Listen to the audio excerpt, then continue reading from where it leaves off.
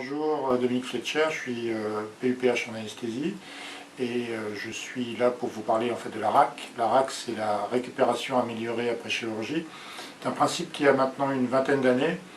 qui a été mis en avant par le professeur Henri Quillette, qui était un chirurgien viscéral danois et qui à l'époque avait, à la surprise un peu générale, proposé de garder des patients opérés de colectomie, qui est une chirurgie majeure, pendant 2 à 3 jours. Alors qu'à l'époque, on était plutôt autour de 10 ou 12 jours et on est encore actuellement, dans le cadre de cette chirurgie majeure, plutôt autour de 10 jours. Donc le principe de cette récupération améliorée après chirurgie, c'est de permettre aux patients de récupérer aussi rapidement que possible ses capacités fonctionnelles et en ayant récupéré ses capacités fonctionnelles, de quitter l'hôpital plus tôt que la majorité des patients pris en charge actuellement. Alors ce principe est un principe multidisciplinaire, c'est-à-dire qu'au point de vue médical, il faut que l'ensemble de l'équipe de soins s'intéresse à cet objectif de récupération rapide après chirurgie, et il faut également que l'institution s'organise pour permettre ce processus médical innovant. Alors récemment, en 2013, la Société française d'anesthésie-réanimation dont je dépends, qui est donc la Société savante d'anesthésie, avait proposé de développer ce concept de RAC à l'échelon national et avait organisé une première mission qui était une mission qui visait à solliciter d'une part les sociétés savantes de chirurgie et d'autre part nos partenaires institutionnels, en l'occurrence la CNAM, l'ARS Île-de-France et l'HAS.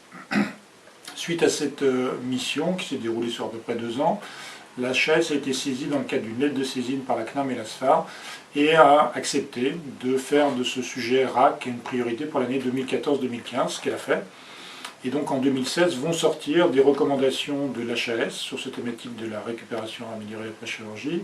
Et ces recommandations vont être présentées sous la forme d'une lettre de synthèse et d'une sorte de descriptif de l'état des lieux, des connaissances dans ce domaine. Donc c'est à l'occasion de cette sortie de recommandations institutionnelles de haut niveau, puisque la HAS est quand même la tutelle de tout ce qui touche au service de santé, que la PHP a proposé, à l'initiative de son président Martin Hirsch, de missionner 2 médecins, en l'occurrence moi-même et le docteur Anissa Belbachir, pour essayer de développer ce concept et de pousser l'assistance publique à s'engager également dans la voie de la récupération améliorée après chirurgie, en sachant que c'est un sujet d'actualité déjà pour beaucoup de centres de soins, puisque certains partenaires, qui soient dans le service public ou dans les structures libérales, ont déjà depuis longtemps mis la RAC dans leurs priorités institutionnelles. Donc pour se saisir de cette proposition et de cette lettre de mission du directeur de l'assistance publique, nous avons un certain nombre de propositions et de stratégies mises en œuvre. La première, c'est de faire une réunion qui a eu lieu maintenant il y a quelques jours, le 12 avril 2016, à l'hôpital européen, qui était une sorte de starter et de partage sur ces thématiques de la RAC. Sont intervenus un certain nombre de praticiens à la fois de l'assistance publique et hors de l'assistance publique pour discuter de ce sujet. Cette réunion a été un véritable succès. L'autre élément, et c'est ce qui m'amène face à vous aujourd'hui, c'est un enseignement et une formation en ligne, donc sur la forme d'un MOOC, une formation importante en termes de quantité d'informations qui vont être mises à disposition au fur et à mesure, les retransmissions vidéo enregistrées des exposés qui ont été faits lors de cette journée du 12 avril, et des éléments d'information qui vont s'accumuler au fil du temps, qui vous permettront d'une part de vous initier à ce concept de récupération améliorée après chirurgie, de tester vos connaissances et d'importer les informations que vous aurez colligées dans les services dans lesquels vous travaillez pour essayer de progresser dans le sens d'une récupération améliorée. Au-delà de ça, l'assistance publique s'est également mobilisée sur un processus de recherche, puisque nous avons déposé un projet de recherche dans le cadre de l'appel d'offres CRC en 2016, à la recherche de fonds pour développer une sorte d'évaluation des pratiques en 2 temps dans différents établissements de l'assistance publique afin de mesurer en fait les possibilités d'amélioration de prise en charge des patients et de développement de ce concept. Alors pour revenir à ce concept à lui seul, ce concept est un concept donc avant tout médical, puisque l'objectif c'est de bien traiter les patients, au total les traiter de telle façon que les complications soient réduites en fréquence et que ces complications étant réduites en fréquence, le patient puisse bénéficier de fait d'un séjour raccourci. Alors pour y arriver, c'est une démarche multidisciplinaire, c'est-à-dire que bien évidemment, ce n'est pas uniquement un praticien qui va décider de s'engager dans cette voie, il faut que autour d'un socle fondateur qui est l'association des chirurgiens, des anesthésistes et des personnels soignants, se développe une collaboration qui implique d'autres professionnels, comme par exemple les kinésithérapeutes, les diététiciens, les infirmières de consultation, les assistantes sociales, les secrétaires médicales, qui vont toutes ces professionnels vont se mettre d'accord sur un processus de soins qu'on peut appeler chemin clinique. Ce chemin clinique va couvrir l'intégralité du processus depuis la phase préopératoire jusqu'au retour à domicile. Et ce processus de soins va détailler des points clés de la prise en charge qui visent tous à converger vers une réduction des complications. Alors je peux donner comme exemple, dans le cas d'une chirurgie orthopédique, la possibilité de préparer le patient à une chirurgie de prothèse totale de genou avec une récupération, avec une kinésithérapie qui sera réalisée cette fois-ci en préopératoire, de façon à renforcer son muscle quadriceps avant la chirurgie et de permettre que ce patient traverse plus facilement la période opératoire. Beaucoup d'éléments de la prise en charge médicale, quels que soient les modèles chirurgicaux concernés, touchent à l'analgésie, à la récupération d'une mobilité rapide, à la nutrition rapide et à une chirurgie la moins invasive possible. Ces 4 éléments sont certainement les éléments centraux, mais après, modèle chirurgical par modèle chirurgical, ils peuvent varier. Ce principe de récupération améliorée après chirurgie s'applique à tous les modèles chirurgicaux et s'applique à toutes les populations. L'objectif est de changer les pratiques de façon assez profonde dans l'ensemble du processus de soins, de façon à ce que l'intégralité de la population des patients de chirurgie puisse obtenir un soin qui leur permette d'avoir moins de complications et donc avoir potentiellement des durées de séjour réduites. Pour ce qui est du patient, bien évidemment, la démarche l'implique comme un partenaire prioritaire, puisque un des éléments cruciaux de la récupération améliorée après chirurgie est d'associer le patient à la fois en termes d'éducation, d'information préopératoire et de suivi de sa prise en charge. Ce patient sera donc informé en préopératoire par le couple chirurgien-anesthésiste. Les équipes qui font de la récupération améliorée proposent également des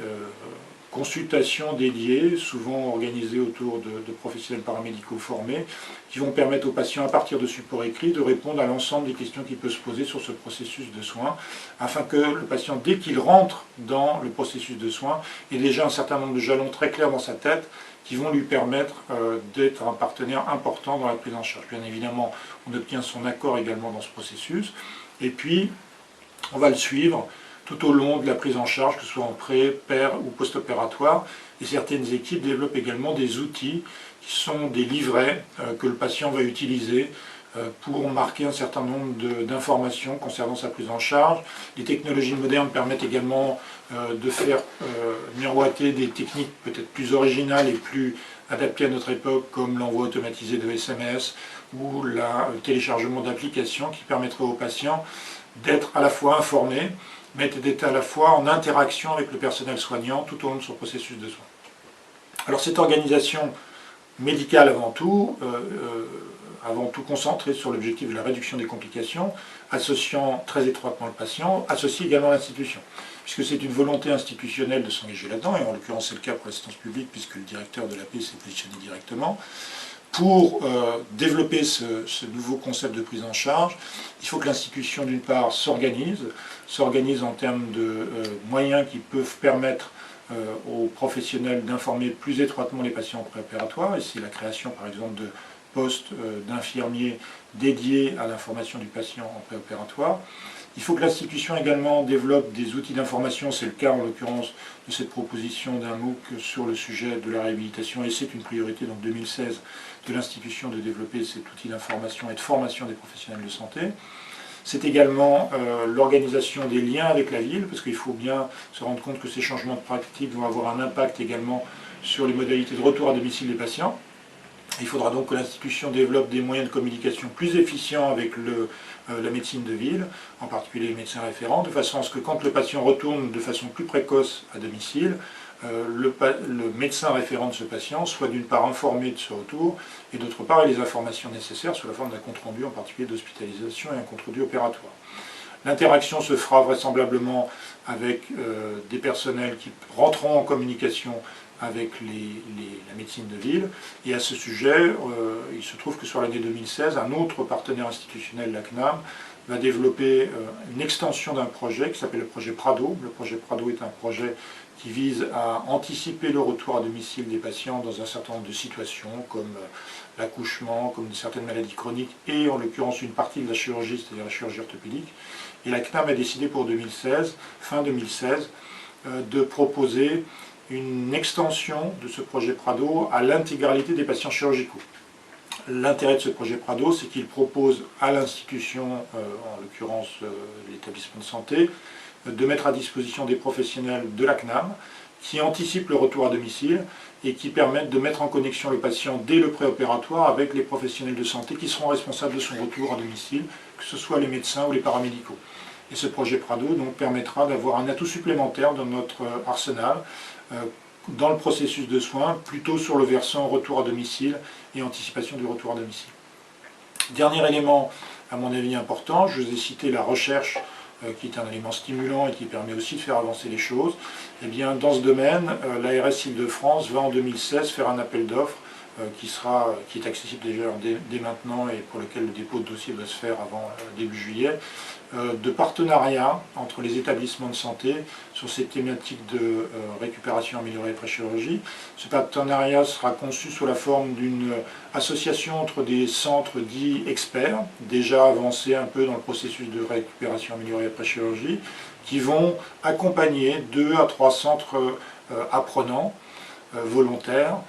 qui, au fil des mois, vont faire une sorte de compagnonnage de façon à développer sur une trentaine d'établissements à l'échelon de l'Île-de-France un